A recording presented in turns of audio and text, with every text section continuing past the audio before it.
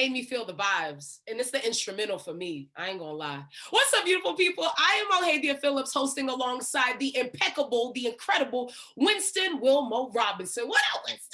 What's happening, everybody? It's a pleasure to be here. Thank you for joining us for the April rendition of The Block. We are so excited to talk about code switching. Listen. And later on, we also have special guest, Alhadia. I'm excited. People that know me know this is kind of one of my things. Oh, yeah, man, I'm excited to have a conversation. Listen, I'm excited, and also because I have a story to tell, but I'm going to save it. It's going to be a Q House exclusive. I never shared this part of the story, so I'm very excited to share. But yes, y'all, welcome back to The Block. And listen, y'all already know we family here, so engage in the chat, okay? Be sure to write how you feel, write how your day is going, and we will also allow a space for some community announcements where you can unmute and share what's happening. But before we get to that, I am very excited for this segment from my brother Wilmo. And all I'm gonna say is, y'all, when Netflix gives him his deal, I'm gonna be his intern. I'm gonna hold a pencil. I am. Well, y'all, so it's not really a segment. If you know me, I'm a fan of dialogue. I like having a conversation with people, and I want to deem this discussion wolf tickets, because right now everybody we know they have an opinion about the vaccine. Yeah. A lot of people have received their first or second shot, or the Johnson & Johnson one and done. Yeah. So the talk of the town is how outside is open. However, I want to know how you really feel. Are you willing to go outside? If I were to have an event and there were 800 people outside, would you really come? What are you comfortable with? What's in your comfort zone? If October night, Benny the Butcher is coming, would you go to that? If Blues has something with and Quentin has something, would you really go? This information is really valuable to this group of people, because we need to know if you're BSing or just, are you selling wolf tickets? Everybody now ready for outside to open. Right. You were packed in this place with people not knowing their vaccination status. How comfortable would you feel? And I am inviting anybody in this group to come off mute right now so we can have this dialogue. I want to know if you are willing to step up and out there when outside opens. Are you willing to live that Atlanta life? You know what? For the homies, yes. I would just have to keep my mask on and be the complete opposite of who Alhadia is. So when people going for a hug, be like, this is where you live, right here. Right here. Yeah, good to see. I don't know, but how y'all feel? Let me know, because the vaccine got people feeling real like Teflon Don. I don't know. Whoa. And don't forget about those other variants. But people, we're just trying not to talk. We sweeping that under the rug. Don't worry about the other variants. But still, guys, I really would like to know if you were bold enough to come off mute, or even if you want to put it in the chat. I definitely. Craig Howard said, "What's up, Craig? That's my boy." He said, "I'm outside with the mask, though." Okay, yes. I get it. I'm with you, Craig. I'm with you. Would you feel comfortable in a concert venue, mask or not? Like, how is that for you right now? Concert? What is that life like? Would you be willing to go see some of your favorite artists in an intimate venue, side by side, like the old world, but with the mask? Oh, that's so hard. Bro, I'm scared of Atlanta. I'm sorry, I'm scared of Atlanta. Like, they just doing a little too much outside for me, okay? But I'll be out there with my mask on for sure. Yeah, I think we all ready for something like that. Yes. Yeah, I've been in a concert venue format, and it went like old days, but me and the band was playing, and it was a little bit too many people in there for me. So I'm singing on the mic and I put my mask up because I don't know y'all. I don't know y'all like that. And y'all a little bit too comfortable for me. So I'm gonna go ahead and do this song and I'm gonna slide on out. Right. Well, let me ask you this, Q. What is that threshold of anxiety? What would you like to see for you to feel safe and perform, like you would if you didn't have any worries? Everybody's masked up and everybody, kind of 6 feet apart. It's different when you don't know the crowd. And you know, people start hugging up on you and trying to give you dap and shit. Nah, no, back up. Well, Yeah. I tell you what, the good news for all up and coming rappers, when there's 3 people at your show, you just say they social distance. You know, use that as an excuse. Right. You know, why nobody's there.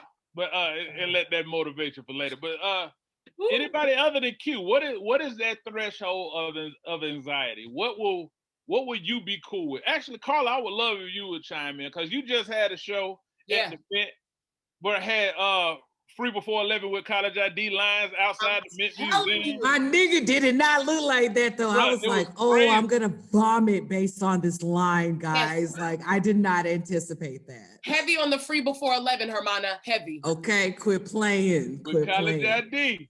So how did you feel though? Did that mess with you? You know? No, because at that point in time, the sense of urgency, the way that Charlotte showed up, like, yeah, I can identify closely all 52 artists and their friends, their loved ones, and for a good majority of them, their wives or husbands. Like, that's enough to fill up a space, yes. But to see that line, I kind of folded to the public, like, thank you for coming to this space because you're dying to see something different and get out. And the magical part about it, and I think it's because we were on the low end of bodies, is that we had to move folk out of the damn galleries so we could get folk in. So it's just like, okay, guys, I know you can always come back, cop a ticket, come for free on Sunday, but fucking leave because we got people outside waiting. And they were cool with it. I don't know how long that emotion will last, but they were cool. Yeah, no, Carla, y'all did a phenomenal job. And also shout out to the Mint folks because they really got people out. So we got a chance to really be immersed in it, but they did a good job. So yeah, that's a fact. Mm-hmm. Yeah, that was such a dope show, Carla. I cannot salute you enough. That was just the most amazing curating I've ever seen at the Mint, and just salute to you. I've never felt that black off Randolph Road. So thank you so much. I'm a native. Shit, you know. Shit, how do you think I feel as a native too? I've been going there since I was like 5, 6 years old. My mama saw when I was a kid, this bitch gonna be an artist, so let's just go ahead and get started. Right. But here's the museum, here's what you do, here's what you don't do, and we'll walk through it and go back home. But yeah, salute to you. So I think that's all my time for this segment. We got to see how people feel about going outside, and I think the majority are, cool with certain guidelines and restrictions. So that makes me very hopeful, to say the least. And I hope to see you all outside very soon. Absolutely. Heavy on the retweet. I tell you what, I will be out there with my mask on, 6 feet, and giving elbow daps. Okay. So now, y'all, this is the part of the block where we turn it over to the block. So we want to hear about some amazing things that y'all have going on, things that you have heard. So we're going to welcome you to put in the chat some community announcements. So what's happening, what's going on? Is there an event that you're putting on, something that you heard, some news that you heard? Or also just let me know, and we'll make space for y'all to unmute and tell us any community news. But listen, a big part of the block is family ship, right? So community coming together, discussing, celebrating all the things. And we want to make sure that we keep our ears to the streets, okay? So if y'all have any community news coming up, let me know. We can unmute or write it in the chat. I was trying to give music one more. Matter of fact, let me say this too while they're writing in the chat. Okay. What happens for teenagers and college kids parties now? Do you still grind nasty? Like, how does that work in a post-pandemic world? What if I get COVID on my back? No. So what do you do when a slow jam or they go to Miami, or like, you remember how YouTube kids used to do in like 2010? It would just be the tick. What do you do now with? I don't understand how parties work in a post-pandemic world. So if you got the answer to that too, please let me know, because I'm old. I'm 40 almost. So yeah, I need to know how these rules are going to work in this new world we live in. Yeah, that actually, you raise a good point, like the kickback too, because kickbacks were everything for me. And now it's like, ooh, I don't know. Playing beer pong is a death wish. Oh, especially now, bro. Yeah. Yeah, that was disgusting then. But now, I don't even know how you managed to do that. But okay, I'm sorry. We got business. I just had that on my mind. But yeah. Woo! I love this so much. Yeah, so in some community news from Carla, we have Off the Plantation, Emancipation coming soon, May 1st, 2021. What else we got from Alexandra? Hey, Alexandra, Money Magnets Club is meeting for the kids on 4/28, featuring Daily. Oh, that's one of our very own. Let's see what else we got. Oh, tomorrow night, Harvey Cummings project at 1508 South Mint is indoor and outdoor event from 6 to 9. So y'all pull up tomorrow for the vibes. Thank you so much, Stein, for throwing that in. That's essential. Let's see what else we got, y'all. Anything else? Yeah, shout out to Harvey Cummings who just popped up. What up? He's like, Harvey's gone now. Yeah, oh, he just went next door. No, I'm just showing face, showing love. You know where I am. Right. We love you, Harvey. We appreciate you. Yes. Hold on. Go get Chicken Day. I'm sure you can still get copies somewhere. Tell them right here. Go get. Go get Chicken Day. We're working on the next joint. Next joint about to come out too. So hey, exclusive. Chicken Day Part 2. Yeah. We love you, Harvey. We appreciate you. Shout out to Stein as well. Yes, friends. Anything else? I want to leave space. Okay, Carla put E-Funk. Hurt. You know, hurt. What else, Carla? That was for Craig. He put up the NCCU. That's a whole bunch of Central talk going on. We ain't gonna worry about that. I definitely got some Winston-Salem State folk in here too, though. Huh. That's cute. Yeah. Y'all. Yeah. But you know, a ram ain't an eagle, so we just gonna put that on the table. Yeah, y'all endangered. We're not. So we gonna do this. I mean,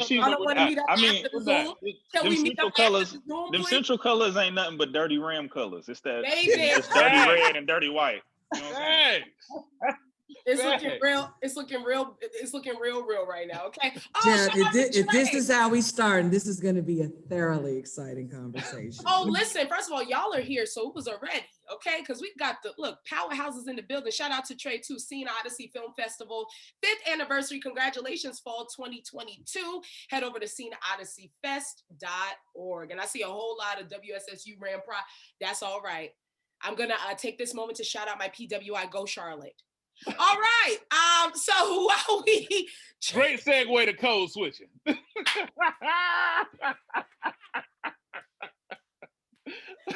Go Charlotte, you know what I'm saying? Amen. So listen, friends, look, if you can feel the energy already, you are totally correct and you are in the right place to be. But before we get real deep in it, because we are so excited to be here, I would be remiss if we didn't shout out our sponsors. So in the chat, listen, do a clap emoji or, whatever you could do, but help us in honoring our sponsors. First, we would like to honor Re-Emprise Fund, Second Bank of America. Oh, okay. Bank of America, right? And all of the homies on the block that are investors. We appreciate all of the sponsors who keep this vision going, straight like that, right, Wilmo? Absolutely. Shout out to the sponsors. There's some big time sponsors too. I'm telling you, I'm like, Bank of America. Hold on, let me get my phone. Oh, dog. That's the biggest building downtown. And they sponsoring the block. Right. Look, well, while I get my fur, I'm going to turn it over to the founders of this impeccable community that you all are a part of. Take it away for us, Dave.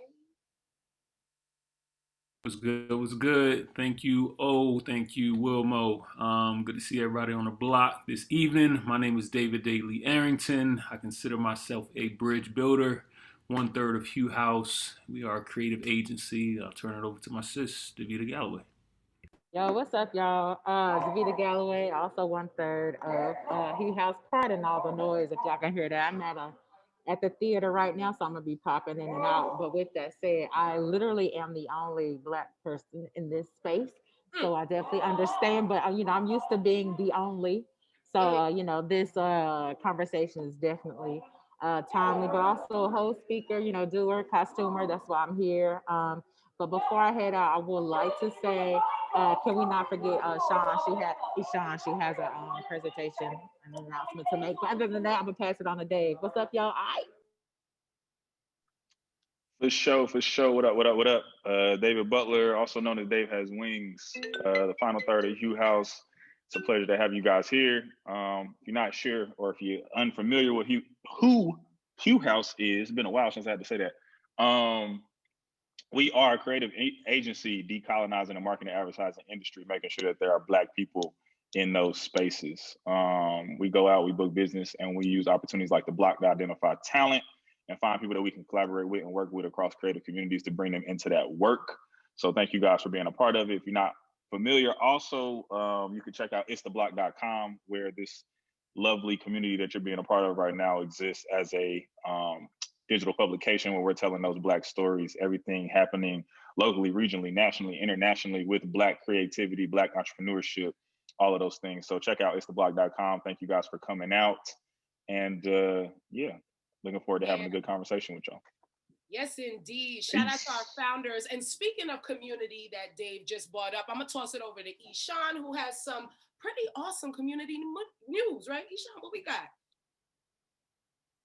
I sure do. Let me go ahead and share my screen. All right. Can y'all see that? Can y'all see that cool? Yeah. Okay, cool. So I am Ishan. I am the admin assistant for Hugh House, and I am excited to announce Graphic Content, the official t-shirt contest for The Block. It's a project that we've been working on for a while, and it's been kind of like my baby. So I'm excited to finally have it out in the universe and share it with y'all. So I think that it's going to be a great opportunity for visual artists and creatives to share their craft and everything that they've been working on, and to have a chance to be supported by the community. And I know that that's something that we're all here for. So I'm gonna go ahead and share a couple rules, regulations, and notes with y'all real quick. So the theme is going to be for the culture. Now, I know that that phrase means a lot of different things to a lot of different people, but we want to know what it means to you. So we want you to get in your creative bag and make something that embodies what that phrase means to you. There's not going to be any color restrictions or restrictions on the complexity of the design itself, so you can go all out. Just off top, please don't copy or imitate a brand or design that already exists. Deadline. So the deadline to enter will be 11:59 on April 22nd. No exceptions. Sorry about it. Not midnight, not 12:01, not 12 in a millisecond, 11:59. I promise that that link will be closed anytime after that. So please be sure to allow yourself time to get your design in and do what you got to do and submit something that you're happy with. So anyone in any state who is at least 18 can enter. So as long as you're 18 by the 22nd, then you're good to submit your design.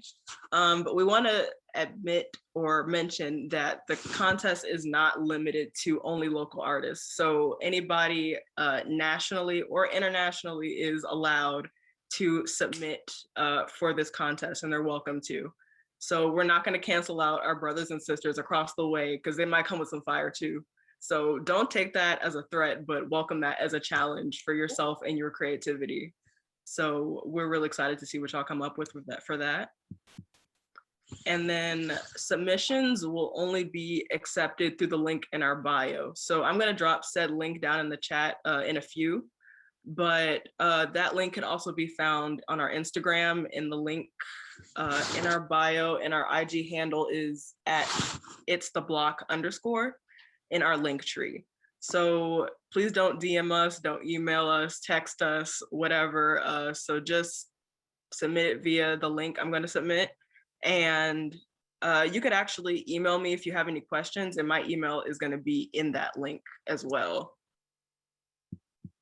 So this is something that I'm really excited about. Yes, you're reading that right. The winner gets all the proceeds of the sales at the end of the quarter. So it is a quarterly event. So the t-shirt itself will be on sale for a limited time.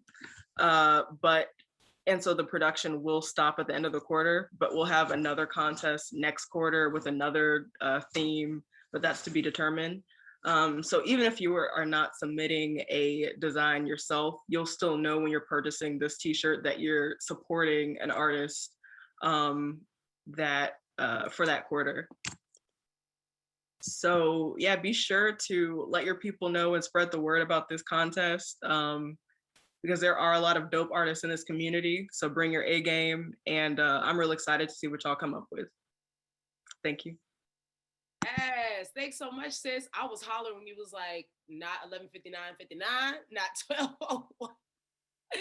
But yeah, family, so you saw it. Go ahead, do everything that she said to do. And if you know people, listen, pass that along because, again, we do this better together. We are a community. Wilmo, let's get into this topic. Let's do it. So today, friends, it's a real one. Decode the code switch. Wilmo. Hold on. If you're sensitive, go ahead and leave now. Yeah, just you know, because we gotta have real family talk.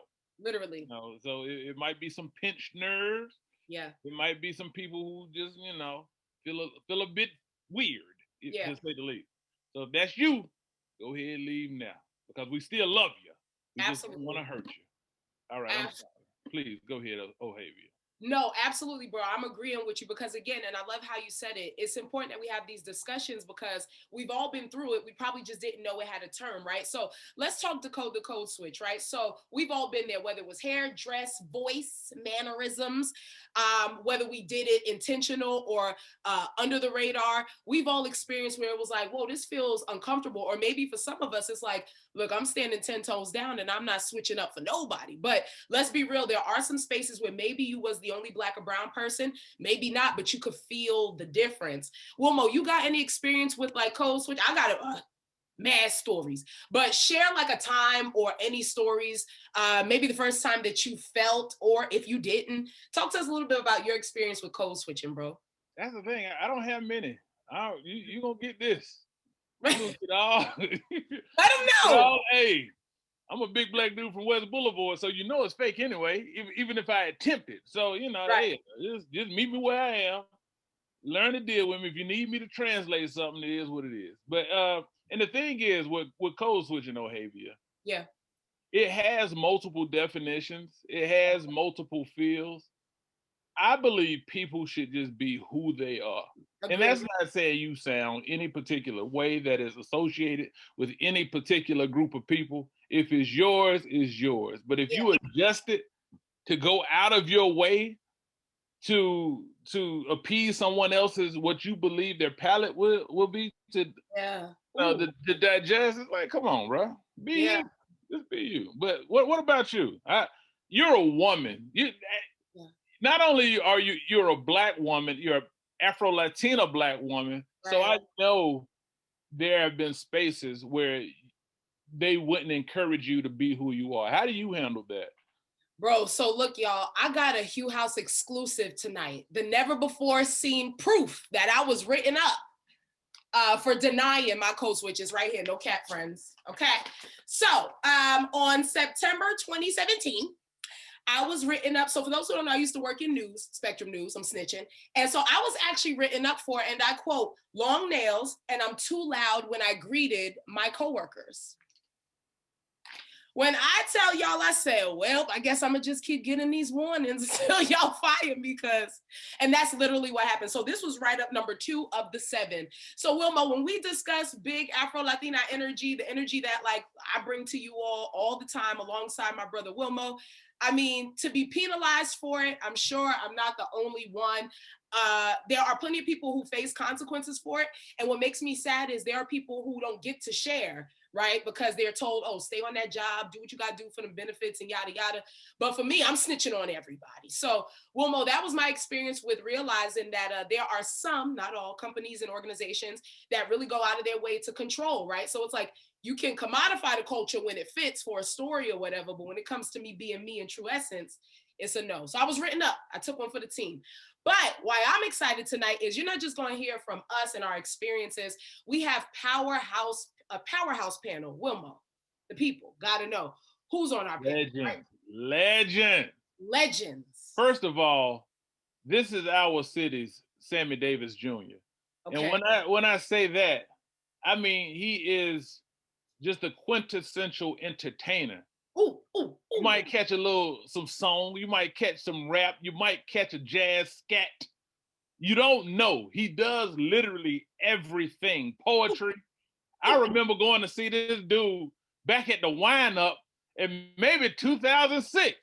Come on. Well, yeah. It's gone. Like, again, Charlotte's creativity, he is an anchor in our entire scene. I don't know what Charlotte would be without his impressions, whether it's Soul Junction, Soulful Noel.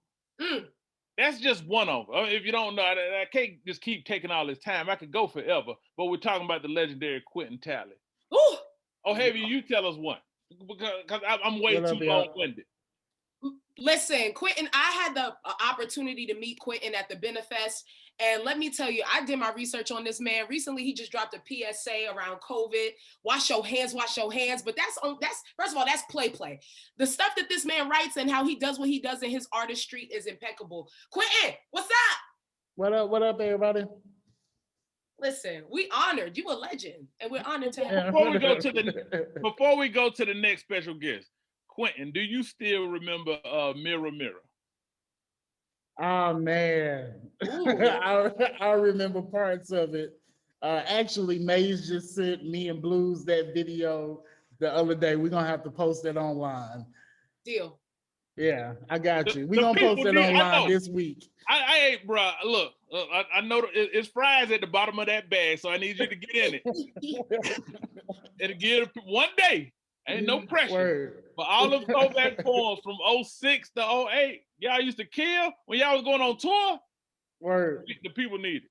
The people need it. All right. Oh, hey, please introduce the next special guest, who's amazing as well. Yes, absolutely, bro. Next up, I have absolutely all around badass. I'll call her Hermana.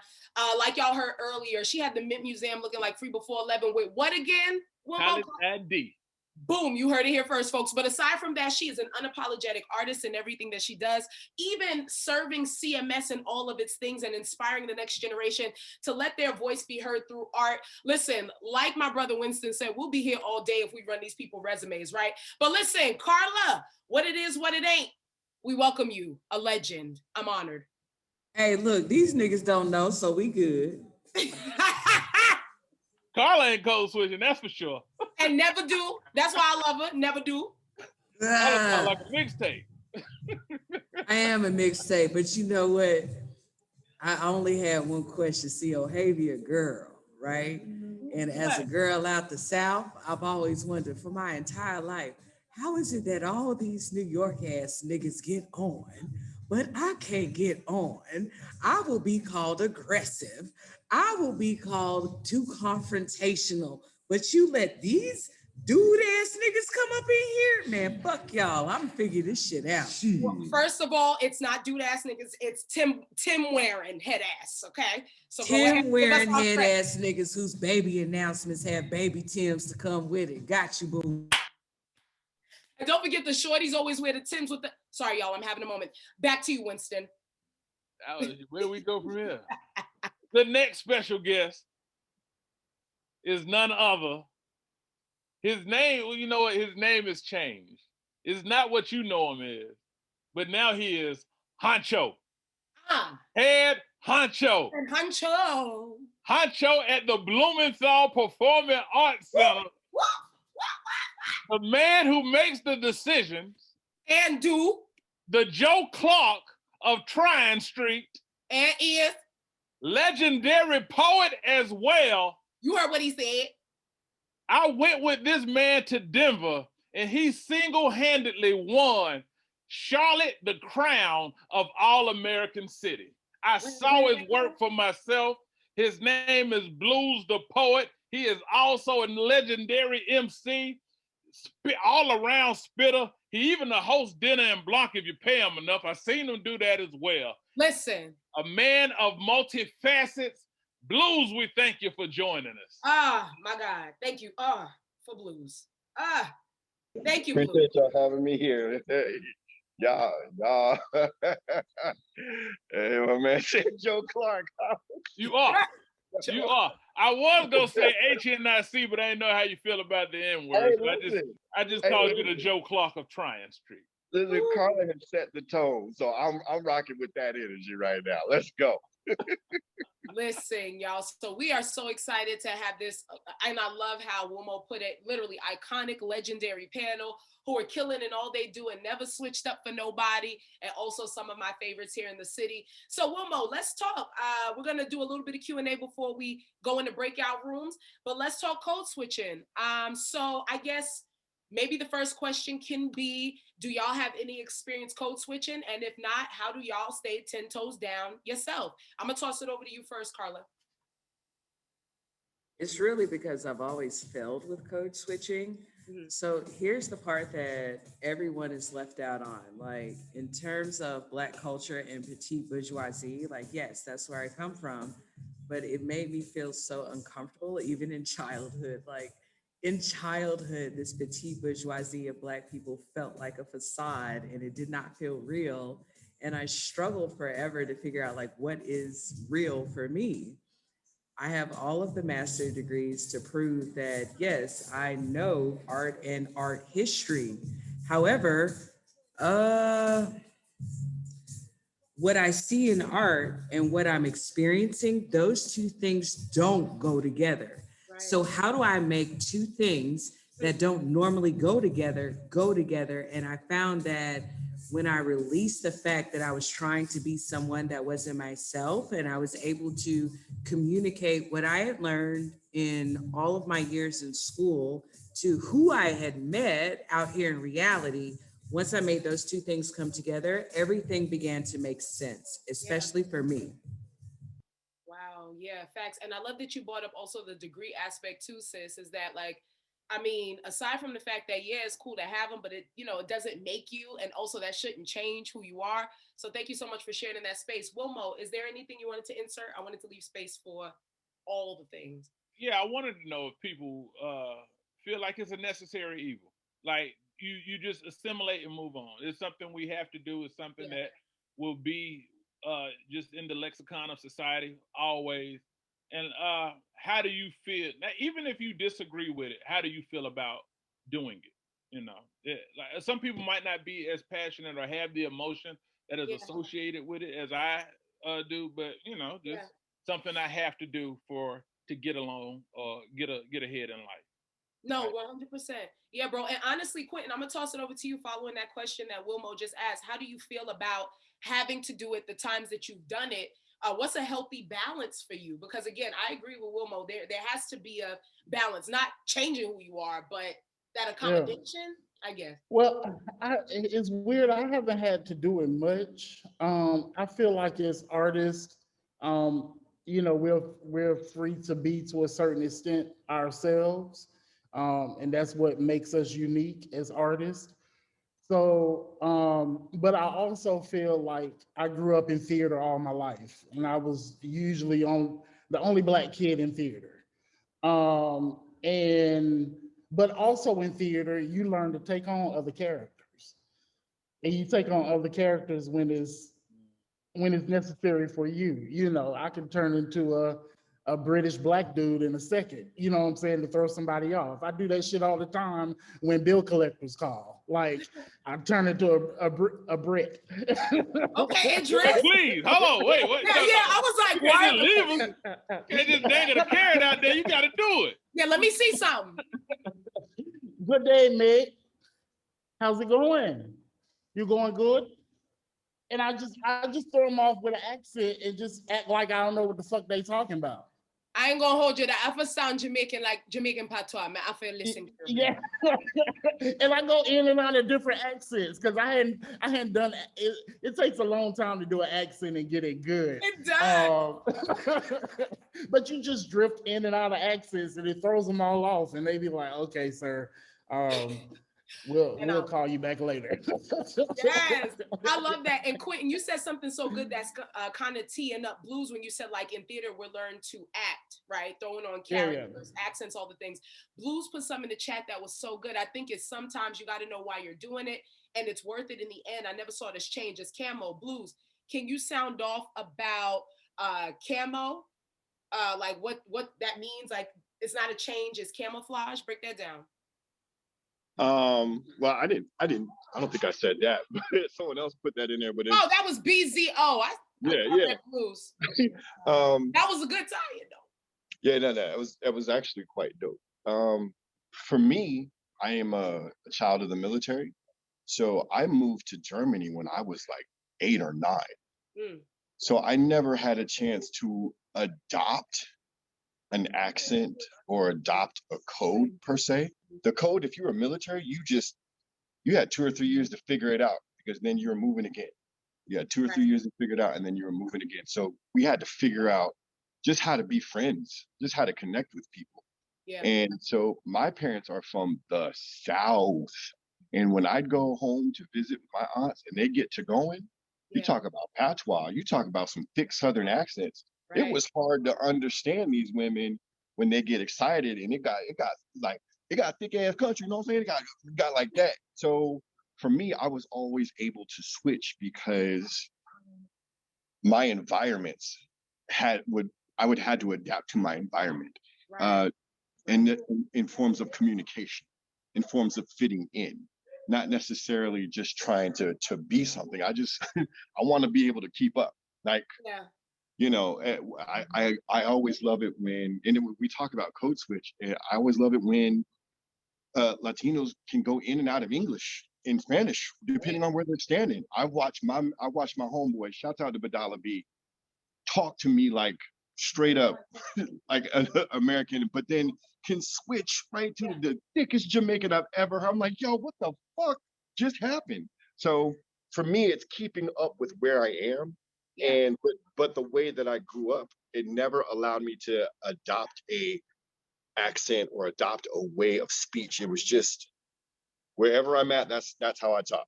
And so that was it. Very, very non-regional accent from time to time. Let me ask you, Blues, do you feel that is a way of, I guess, almost protection? Like what makes you snap into those different versions of what you hear? Comfortability. Like I can get comfortable. I want to get comfortable with how you talk to me. Like I can be myself, and that's easy. The weird thing about that whole thing, Wilmore, is often I talk like this, and it's not other races that fuck with me. It's Black people. Like, why you talk like that? Wow. Like, what do you mean? I'm just talking, So then I would adapt, sort of start to slur my words a little bit, talk, you know what I'm saying? I'm just kind of talking. It would be adapting to what that conversation needed to be. There was always a level of trust. My character was always stand up. If I say I'm gonna do a thing, I'm gonna do a thing. There was never any part of that. But when I needed to talk to somebody or I wanted to get a conversation that was real intimate or whatever, my speech pattern and the way I talk would shift towards that. Like in college, most of my roommates and the friends I hung out with were from New York. So I slowly realized I started saying son a lot. And I was like, that's weird. That's weird. But it's those kind of things that shift and form depending on what the conversation is and who you're talking to. And it's something I struggle with, making other people comfortable. And I still struggle with that to this day. Yeah. But I'm good at it. And sometimes I'm like, yo, I can talk to anybody, anywhere. Yeah. Yeah. No, and you know what? Honestly, tonight, y'all first of all, the chat is booming, but y'all are bringing up a really good point. I feel like, I'm not going to lie though, Wilmo, a lot of times when I heard code switch, I was thinking in this Afro-Latina body, speaking, and again, I hate saying terms like speaking white, but like, I always think white. And Blues brought up a really good point of if you go to like different neighborhoods, and I'm thinking about like here in Charlotte all the way to Brooklyn, or even when you talk amongst different people. So Wilmo, when we discuss, and I know this is your jam, like code switching, it's not just with Black to white. Is it layered? Like, are there levels to it? I think there are a myriad of ways one could code switch. I'm not picking on people. However, I personally think comedians, Kevin Hart and Leslie Jones, I think they play up to an exaggerated version of themselves because they know that is a way to be more successful among white audiences. Yeah. Because it's almost like they're overly black because that's what white people are expecting them to be. Yeah. And like the comedic difference in Kevin Hart in 2008 and where he is now, you can tell his performance has shifted to appease, I guess, a more general audience. Yeah. So even that in a sense is code switching. Yeah. You That's know? real good. No, that's Yeah, good. so it could be a number of things. But I guess my whole thing is being honest with yourself. Yeah. Like, if you didn't know who Barack Obama was, right, and you were to speak on the phone with him, you would know it was a black man. It has nothing to do with level of education. Right. It has nothing to do with where he's from. There's just a certain, in mass, there's just a particular sound that you can associate with different ethnicities in America. Yeah. So if you go out of your way to sound like one particular group, Yeah. that is just like that's weird to me. Yeah. That's what No, I agree. call code switch. So No, yeah, 100%. I agree, Wilmo. And you bring up a good point. When you were talking about Kevin Hart and the other one, I also thought about Tiffany Haddish because she actually gets a lot of flack for doing that. And you bring up this good theme of code switching in art. So I'm gonna toss it over to you, Blues, to kick off like a round robin. When we talk art, like you not only as an award-winning poet, but all the things, you connect many different themes. Like you're able to do it all, right? So where was that inspired from? You never switch up. You stay real in your art form. Has that ever been challenged in spaces? Like have people ever said to you like, oh, I don't understand what you said, that reference, or break that down? I've never in my art code switched. Yeah.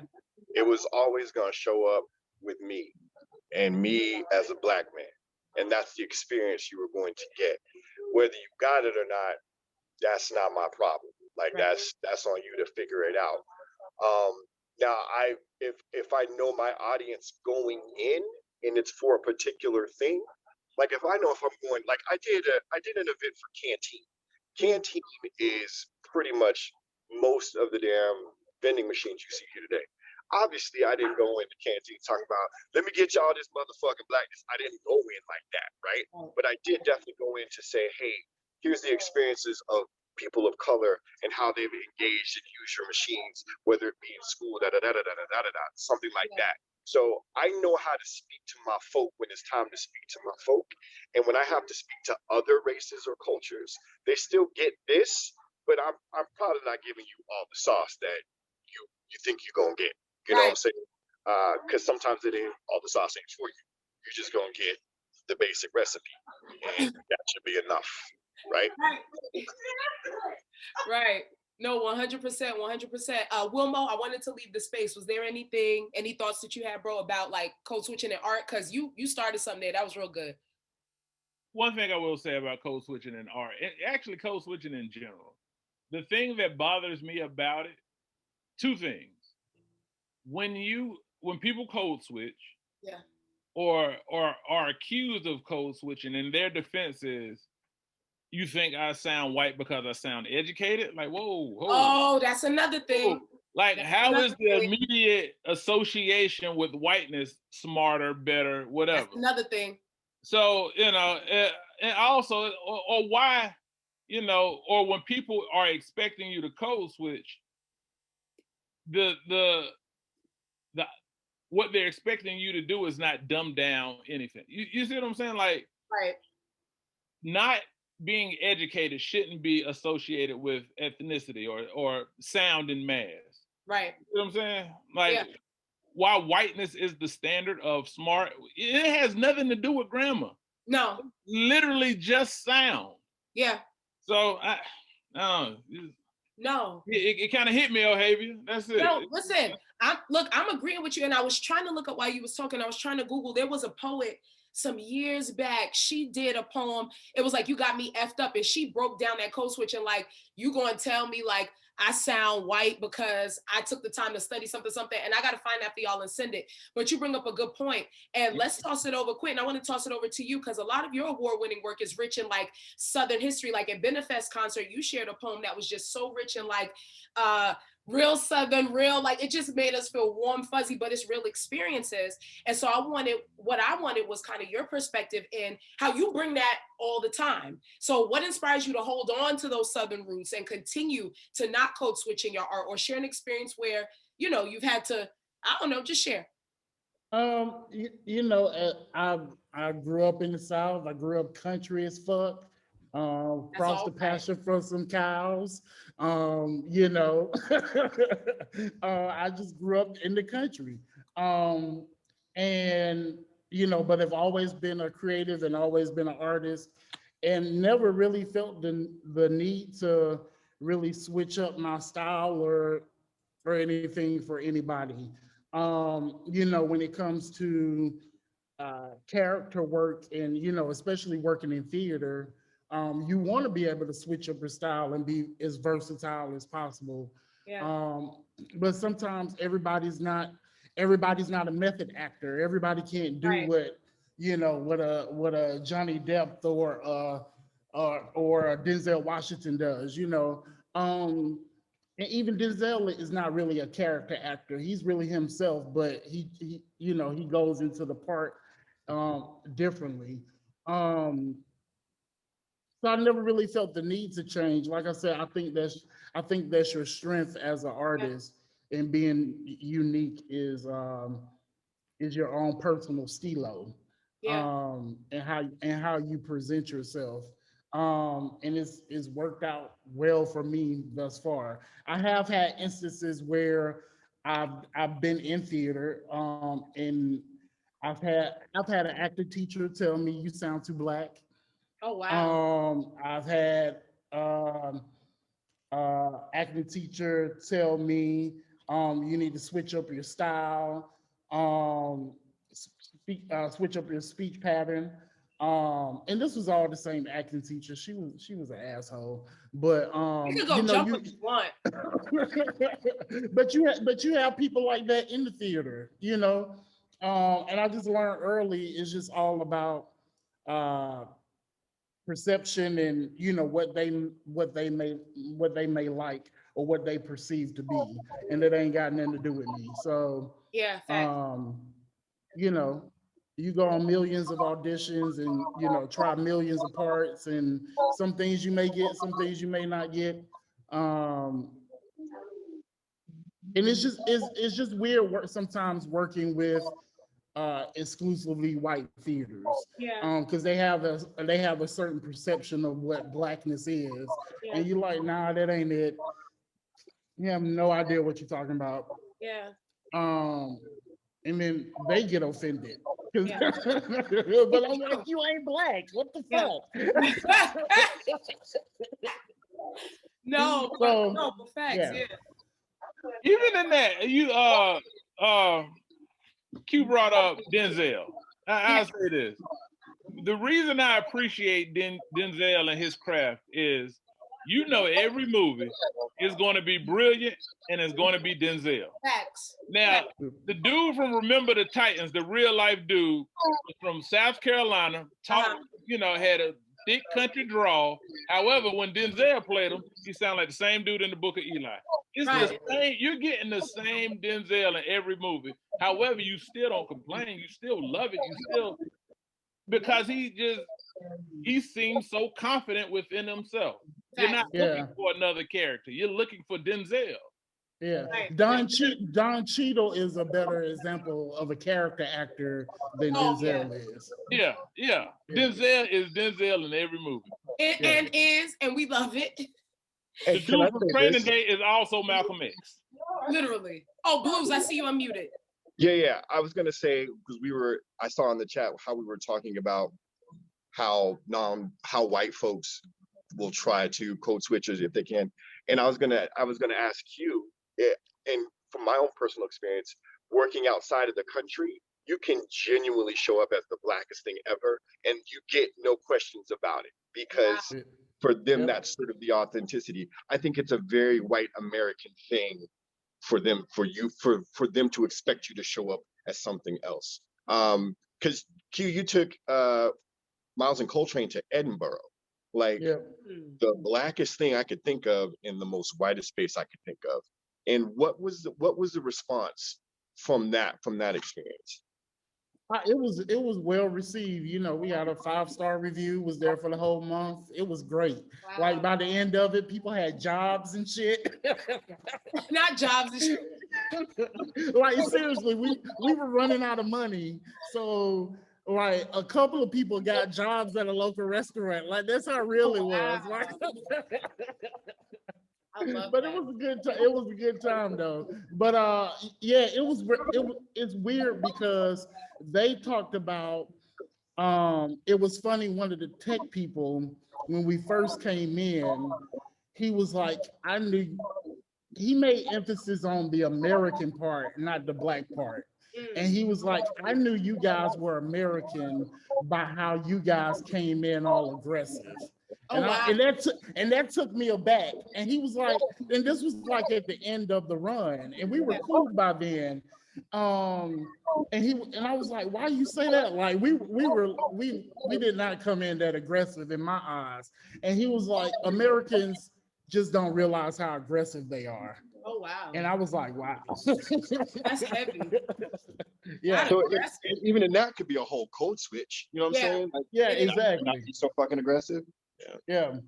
It can. And Quentin, you brought up this really good thing about in theater, right? Like that the whiteness in the space in theater. And again, it's not limited to race. I want to be very clear here, but I do want to toss it over to Carla, because considering Carla, you killed the local pop-up at the Mint Museum, and it was groundbreaking for many reasons. Aside from the fact that the art was phenomenal, if people really delved into not only the art, but the artists and the story they were telling, there were mad artists in there who like completely broke ground in the stories they were sharing. Like I think of, what's his name, Hermana, OG Weirdo, with his comic strip, using the N-word. And the nigga was blind. And he was blind, right. And so I think of, he's one of the many who really like took that opportunity to not switch up. And you, amidst many others, gave artists that space. So Carla, talk to us a little bit about behind the scenes and how you just told artists, listen, go for it. Like, be who you are in this space, in the Mint, do what you do. I wanted to make a platform that would celebrate all of the people that I've gotten to know in Charlotte over the past year, because I am a Charlotte native. This Charlotte that we live in right now, it's just now existing. It did not formally exist. Like, can we please put that into context? There is an extremely important reason as to why UNCC's colors are green and gold, because that's how North Carolina was. Like, it was a whole lot of green. And then people started moving in. We have all of the transplants, people who are from Charlotte who cannot find that success in Charlotte are moving out of Charlotte. So boom, we have this new Charlotte composed of so many different identities. What makes Local Street so special is that it defied a lot of factors that have been discussed about Charlotte. I'm not saying that me personally is at the center of it. No, I'm at the center of an exhibition called Local Street specifically. But the situation as a whole, you had a Charlotte native, one, going to a classic Charlotte institution, two, that has been notoriously been known for being an extremely racist area, in addition to the building alone being in support of the Confederacy when we look at US American history. So the Mint Museum on Randolph, like, they're not lying about their shit. They were a mint, they made money, but they made money for the Confederacy. Do you understand that? So now, X amount of hundreds of years later, here's this person of color from Charlotte, when the paperwork has already been released nationally that if you are from Charlotte and you want to grow economically, socioeconomically in Charlotte, you will not. So wherever you born at, I was born at the poverty line. I'm gonna stay at the poverty line according to said report. But if you're a nigga from another state, oh yeah, you good, come on to Charlotte. We'll pay you. Yeah, we're equitable. Yeah, but I'm from Charlotte. Why can't I get that same equity and I've done all of the hard work and come home? I don't know. Let the transplants talk about that, okay? Yeah. So with that, there's so many factors that made Local Street phenomenal. outside of the very obvious fact that the people who decided to walk through the exhibition felt once in their life in this very incredibly traditionally white institution, Yeah. there was something there for them that they could relate to and go home and say, I had a great day today. That was a wonderful experience. Oh, I met the girl who pulled it off. Like, okay, yeah, those things are cute. Wow. But you just informed me Wow. of how much more work I have to do moving forward. Yeah, yeah. And you bring up a good point too, Carla, because we were all on a panel about this topic, about representation within museums earlier back with a ton of other people. And the fact that you broke ground at the Mint with all the historical context, because of course, I've been here since I was 13, but still with that context that you provided, that changes the game in what you did. And honestly, it makes it even more historical. Wilmo, is there anything that you wanted to add? Man, right. So much. Good Lord, so much, man. And let me say this too, as a Charlotte native, and I'm from Wilmore. That's my nickname is Wilmore because my nickname is Wilmo because I'm from the neighborhood Wilmore, and my mother still lives there. However, I feel uncomfortable visiting my mother because of how greatly the neighborhood has changed. Right. Even where Harvey's performing, 1801 Mint Street, that's up the street from Wilmore. Down the street is Pasta and Provisions. It used to be a corner store. You know how much crack was sold at Pasta and Provisions? I want to go in there and tell them all the time, but only if you knew. But that's not the point. So many points Carla brought up, and I just. I cannot sit here as a Charlotte native, participate in a conversation about code switching. Like, nigga, I'm a Presby baby. I was born and raised on the Ford. Like, and by the grace of the 90s, yeah, I'm the weird Black person in the group of Black people. Okay, cool. Moving on. I have my emotions of those things. That's another conversation. Right. But what you're not going to do is erase my identity from this space. And if I have one identity, that means I have 10 because they reflect all the other people in this space. So when we have this conversation about code switching, yes, family, I will code switch for what I want. And what I want is for my artwork to be in the Belt Gallery because my great-great-grandma cooked for the Belt family. Right. So let's close a generational story and move the fuck on. Right. There's no need to continue to rest in that place. Let's close it. Unfortunately, in order for you outside public, however you are defined, you're going to close it on my terms. And here's how it's done. All right, church. Well, here's what we're going to do. We're going to have the benediction. And then we going. No, but you brought up something real good, Hermana, for real. And as a Charlotte native, that definitely, for you, that it puts it all in context. And again, you all, I feel very enlightened because code switching is deep. It's very layered. And one thing too about it is, especially with us as creatives, like, you know, Trey from Scene Odyssey on here, there's a ton of awesome creatives on here that I look up to. It's an important conversation to have. So I appreciate y'all for honestly being honest.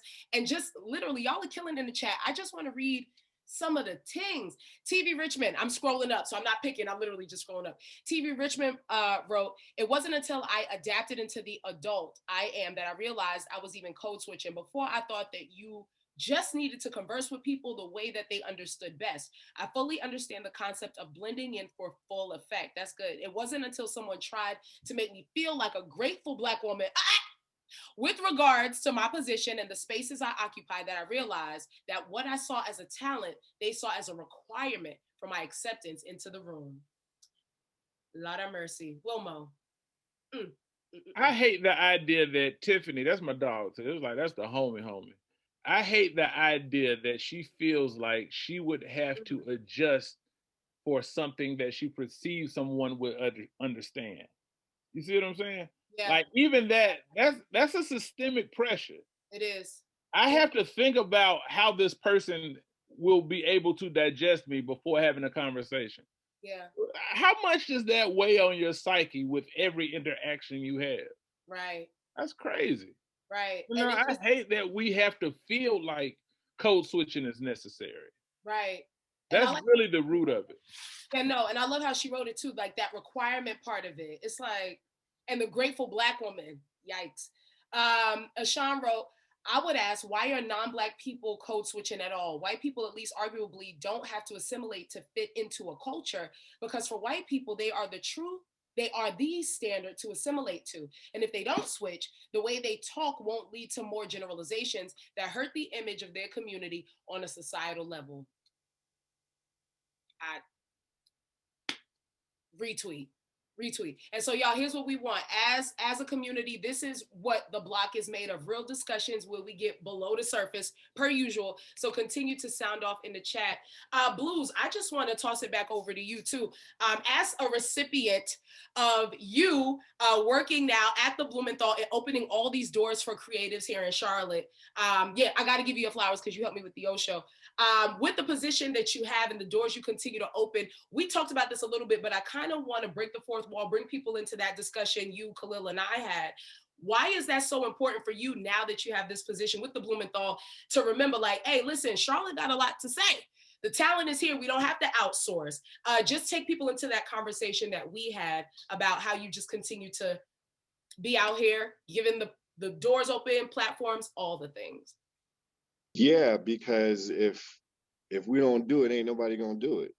Right. Plain and simple. Like wherever you can get in. Like if I had to code switch just to get on the other side of the door, to open that door wide open and say, y'all niggas run through, then that's what I'm gonna do. Like I have no problem with leveraging every situation that I have so that I know other folks can win. Yeah. Like every situation, I'm always thinking about my folk. I'm always thinking about someone who's been struggling. And Carla's hit this on the head. I got here in '94, and I knew there was a problem, right? And I knew there was a problem. And growing up and going to school here and living here, I'm realizing that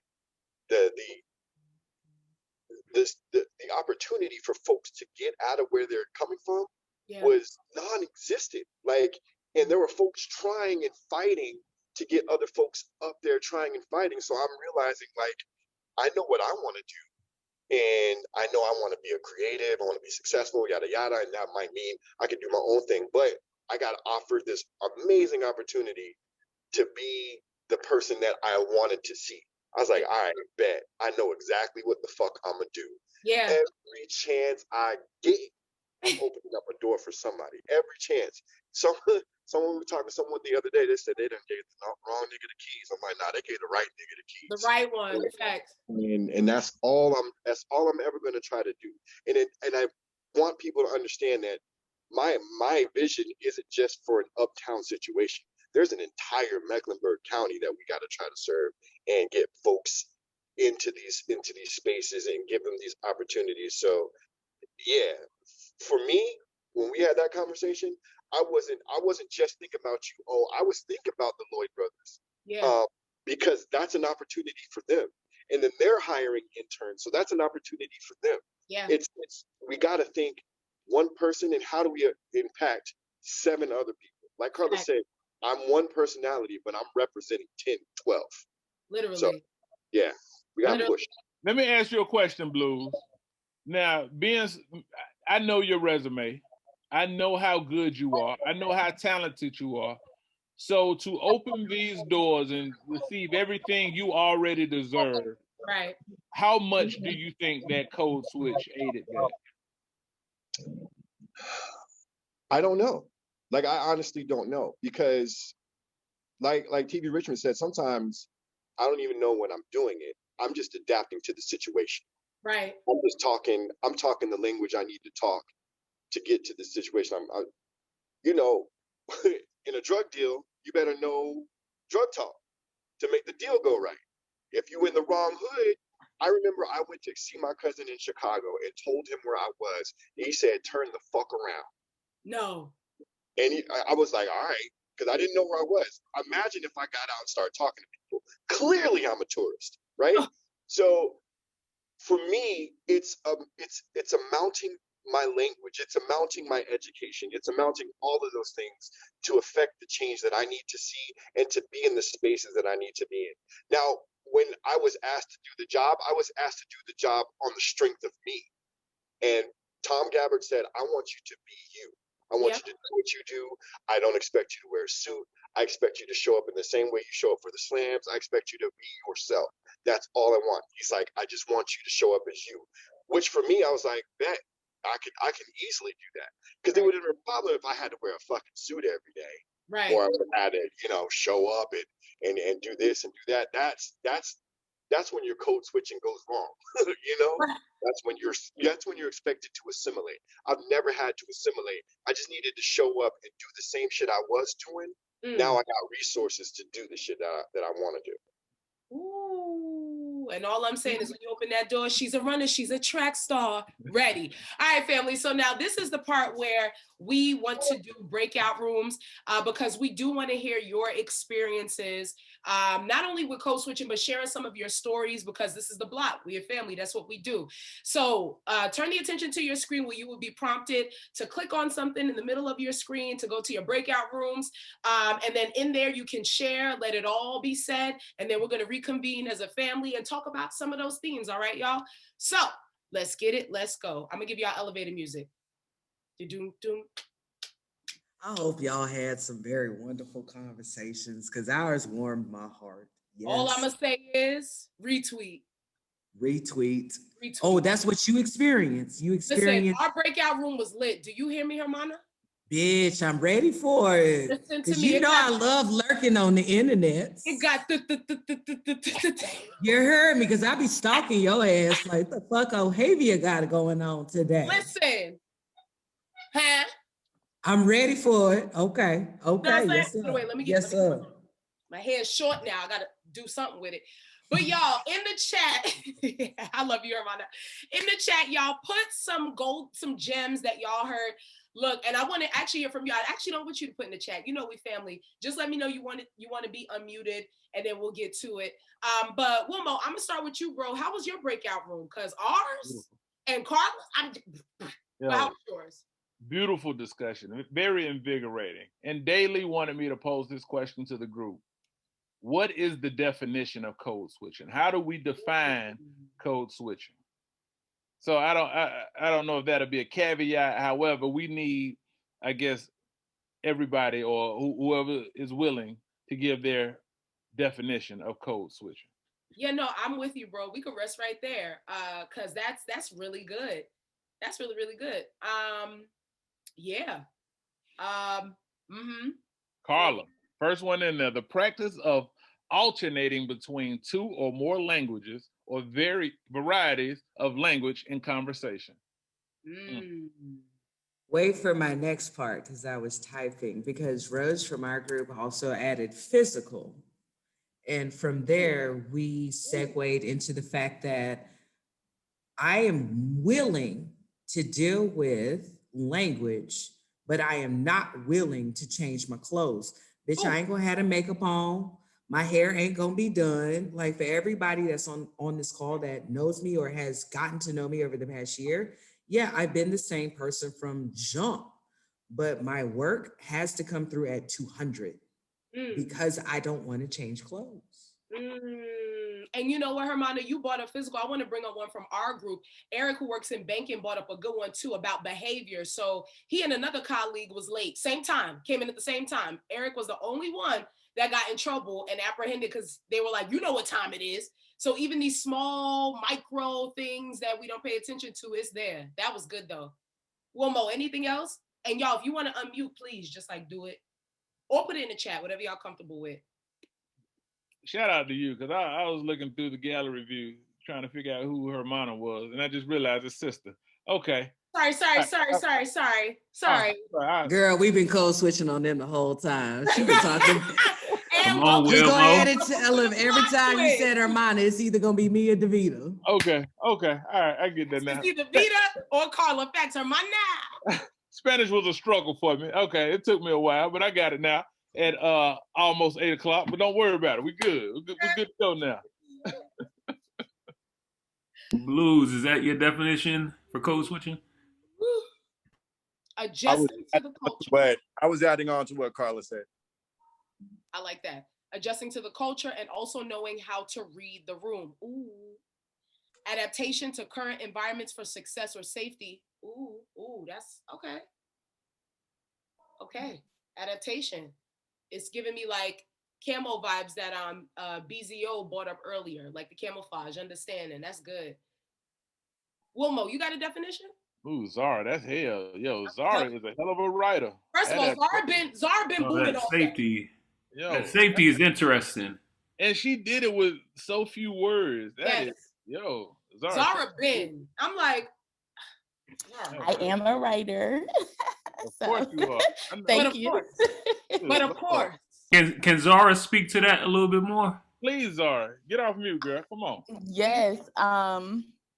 You know, just basically that's what it is, you know, just like we've been talking about, I think, and Carla hit it on the head with the layers of code switching, right? Or adaptation, especially as people of color, melanated people, you know, however you choose to identify here right now in this space, when you're showing up into these spaces. So, you know, when we show up to work, we have to code switch into what general society views as professional, right? What is appropriate for the success in that workplace.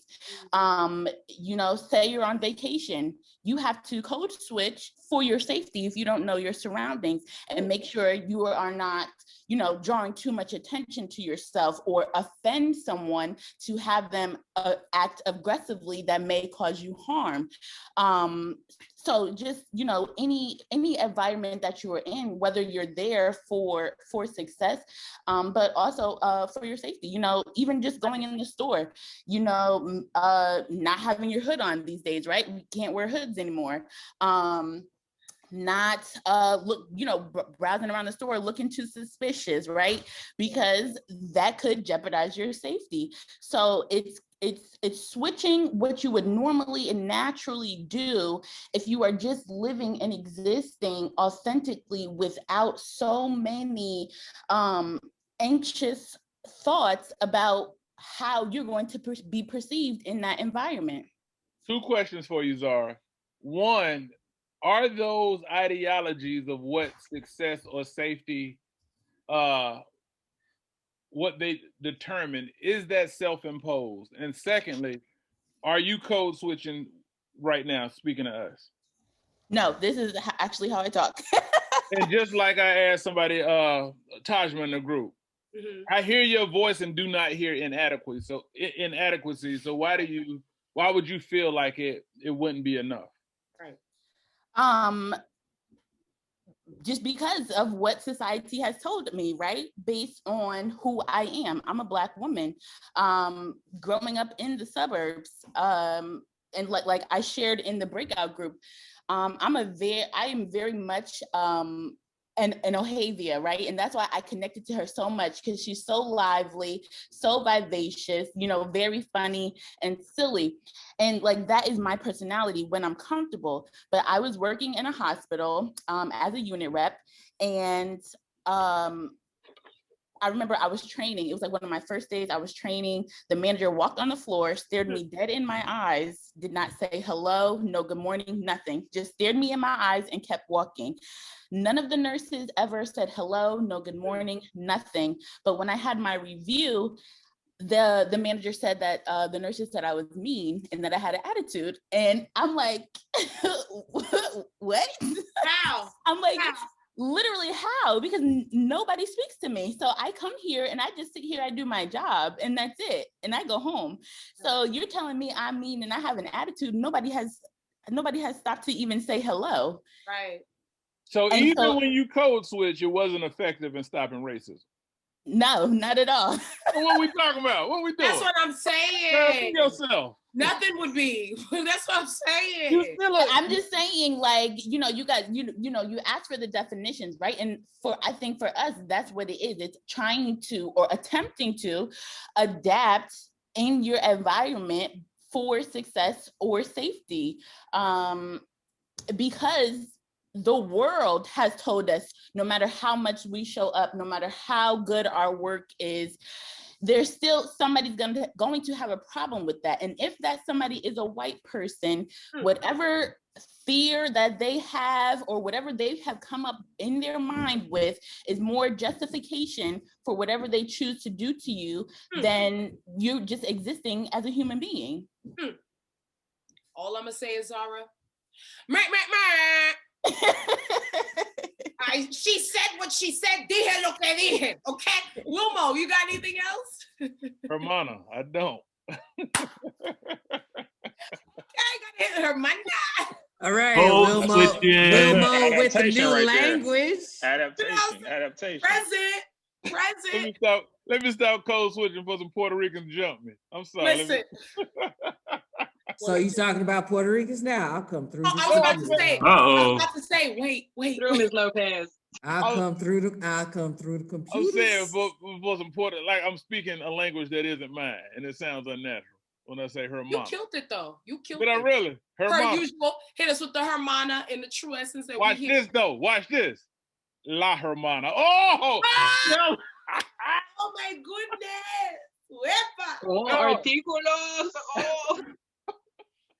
Listen, I just want to say I love all of our the blocks, y'all. All the themes was lit, but this one, I'm not even gonna lie, Wilmo. This one, I'm walking away with like not only a different perspective, but like, damn, we do it a lot intentionally, but especially unintentionally. And even in my group, it was brought up like the awareness aspect of it. Like I didn't even realize at some point I was doing it. You know what I'm saying? So the block hit different. What about for you, Wilmo? This was good. It did. And again, a lot of my sentiments come from being bused to Myers Park for high school. Yeah. I was well aware of what a microcosm of America was by going to high school with not just rich white people, but old money rich white, like legacies of wealth that you can't mess up. So I learned my place very early on in America, and I know you just can't outrun being a nigger. So it's like save yourself the stress. Yeah. You know, you're still seen as such, so be confident in you. And like I said in our breakout room, I don't care how you sound or what you do, nothing can replace confidence. Absolutely. Sound confident in you. Ooh. And on that note, we honestly gonna say church and we gonna end, right? So I want to shout out to everybody, all the family that pulled up on the block. But listen, y'all already know you thought this was lit. It gets better. Pop in on us in June for Making an Art City. The link will be in our chat. Also, remember to follow us on social media at It's the Block. Listen, the publications are going way, way up, okay? We got phenomenal writers. This thing, look, worldwide, okay? Also follow Hugh House. And look, y'all, continue to support. Again, we are a community. This is what we do. So look, brag about us on socials, read the articles when they drop, and pull up on us in June. Am I forgetting anything else, Wilma? T-shirt contest, graphic content. T-shirt Make contest. sure you get your stuff in. Eshawn, talk to the people one more time. Tell them something right quick. Eshawn. Yeah. I just dropped the link in the chat. Be sure to submit, y'all. Yes. Her. Bread. And Zara wanted me to tell y'all, writer for hire. Because she been killing it all night. All right, so y'all, anything else, Dave? We good? Real quick, so June event, and I'm glad Wilmo did the poll at the top around, doing stuff in person. We are toying with the idea of making this a limited in-person event as well as streaming it online. So please hit that link. I'm gonna drop it one more time to RSVP, and as we get closer, again, June the 10th is the date. We will make sure you're aware if we're going to have it in person as well. Limited capacity with mask and all that jazz. Well, I'm going to come in person. Thank you, O. Thank you. Yes. We need you in person. Uh-huh. Oh. All right, moving on. But listen, family, we appreciate you. Remember, follow the family for all announcements, all things coming up. Wear your mask, 6 feet, wash your hands, pray, mind your business, especially the one that pays. Wilmo, any closing remarks? The benediction. Man, good talk, everybody. I appreciate a spirited conversation. I love all y'all. Yeah, y'all made my soul warm. I appreciate it. Thank you. Absolutely. Yes, D, I got you, love. It's at It's the Block _ and at Hugh House. Y'all put it in for me. I will put it in, but I can't Kermit right now. Like my nails are really. Yay, sleep. Thanks, Dad. Yeah, Dia. So yeah, follow the family, and we appreciate y'all. We love y'all, and stay awesome.